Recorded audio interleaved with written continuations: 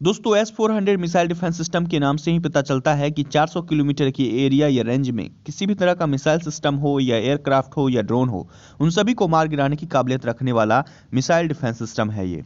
और इसके 5 रेजिमेंट को लेकर रूस के साथ भारत की डील हुई है और वो भी तकरीबन 40,000 करोड़ रुपए की मुकर्रर तय राशि पर डील की गई है। आखिरकार ये डील कहां तक पहुंची है और कब तक ये 5 रेजिमेंट भारत को मिल जाएंगे, साथ ही साथ ये भी बात करेंगे कि S-400 मिसाइल डिफेंस सिस्टम की क्या क्या खास बातें हैं और साथ ही साथ भारत के सबसे बड़े दो दुश्मन पाकिस्तान और चीन को इस मिसाइल डिफेंस सिस्टम से डर क्यों लग रहा है। हेलो दोस्तों, मेरा नाम है राजीव और आप लोग देख रहे हैं टुडे हिंदुस्तान न्यूज। दोस्तों, बात कर ली जाए तो S-400 मिसाइल सिस्टम की सबसे पहले हम इसके स्पेसिफिकेशन यानी कि इसके कुछ खास बातों को लेकर हम जानेंगे कि आखिरकार इसमें क्या क्या खास बातें हैं। जी हाँ, बात कर ली जाए तो इसमें ये दिया गया है कि आखिरकार 3 अलग अलग मिसाइल भी अगर इसमें सेट करके हम यूज कर सकते हैं और दाग सकते हैं। जरूरी नहीं कि इस मिसाइल डिफेंस सिस्टम के लिए जो मिसाइल बनाया गया है उसी का इस्तेमाल करें, बल्कि इसमें 3 अलग अलग तरह के भी मिसाइल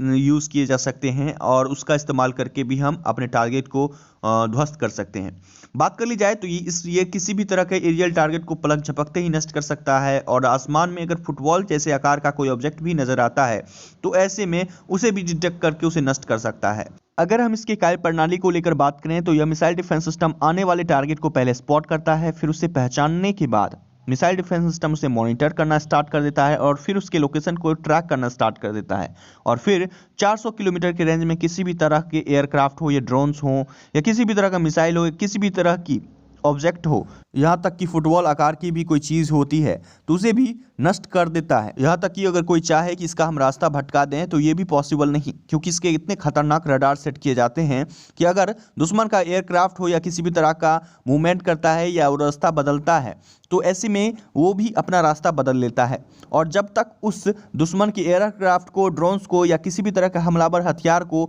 वो नष्ट ना कर दे तब तक उसका पीछा नहीं छोड़ता है। और सबसे बड़ी बात ये भी है कि आप अगर ये सोचते होंगे कि ये एक बार में एक ही टारगेट को नष्ट कर सकता है तो बिल्कुल भी ऐसा नहीं है, क्योंकि एक बार में एक वक्त में तकरीबन 36 टारगेट को एक बार निशाना साध सकता है और 3600 टारगेट को एक ही बार में ध्वस्त कर सकता है। और सबसे बड़ी बात यह 5 से 10 मिनट में ही तैयार हो जाता है युद्ध के लिए। दोस्तों, ये किसी भी ऊंचाई वाले क्षेत्रों में भी आसानी से भेजा जा सकता है। और बात कर ली जाए तो इसे कंट्रोल करने के लिए जरूरी नहीं कि अगर हम बॉर्डर पर इसे इंस्टॉल कर दें तो वहाँ पर किसी को रहने की ज़रूरत है,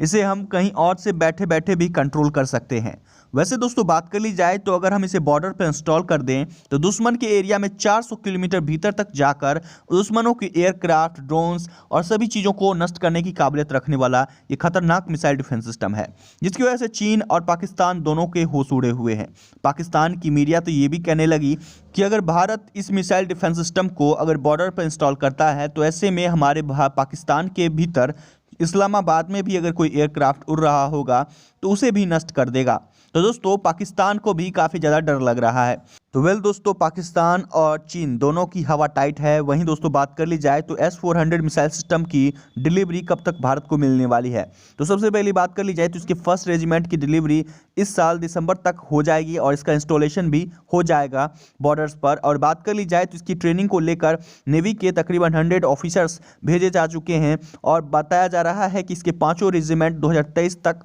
मिल जाएंगे। वहीं दोस्तों, भारत S-400 मिसाइल सिस्टम खरीदने जा रहा है तो इसको लेकर अमेरिका ने क्या प्रतिक्रिया दिया है। जी हाँ, बात कर ली जाए जब से जो बाइडेन के हाथों में अमेरिकी एडमिनिस्ट्रेशन का कंट्रोल गया है तब से जो बाइडेन ने कहा है कि रशिया से अगर Bharat S-400 missile defence system खरीदता है तो ऐसे में कैट्सा एक्ट के अंतर्गत उस पर सैंक्शन लगाए जा सकते हैं। तो इसीलिए भारत को रशिया से किसी भी तरह का मिसाइल डिफेंस सिस्टम खरीदने से बचना चाहिए। वहीं दोस्तों, अमेरिकी राष्ट्रपति जो बाइडेन के इस बयान के बाद से रशिया की तरफ से भी बयान आया है। जी हाँ, रशिया ने क्या कहा है। जी हाँ, हाल ही में रशिया के एम्बेसडर रोमन बाबुश्की ने हाल ही में अपना एक बयान दिया जिसमें कहा कि रशिया का भारत के साथ जो पार्टनरशिप है, जो स्ट्रेटेजिक पार्टनरशिप है, वो कभी नहीं टूट सकता। भारत के साथ हम हमेशा से खड़े थे और हमेशा से खड़े रहेंगे। हम भारत का साथ कभी नहीं छोड़ेंगे। तो दोस्तों, इस तरह से रशिया का भी बयान आया है जस्ट अमेरिकी राष्ट्रपति जो बाइडेन के बयान के ठीक एक दिन बाद। तो दोस्तों, इस तरह से आपको क्या लगता है, भारत को अमेरिका का बात मानना चाहिए या कि रशिया का साथ देना चाहिए? नीचे कमेंट्स में अपनी ओपिनियन जरूर शेयर कीजिए। साथ ही दोस्तों, अगर आप इस चैनल पर नए विजिटर हैं तो चैनल को सब्सक्राइब कीजिए और चैनल के साथ बने रहिए।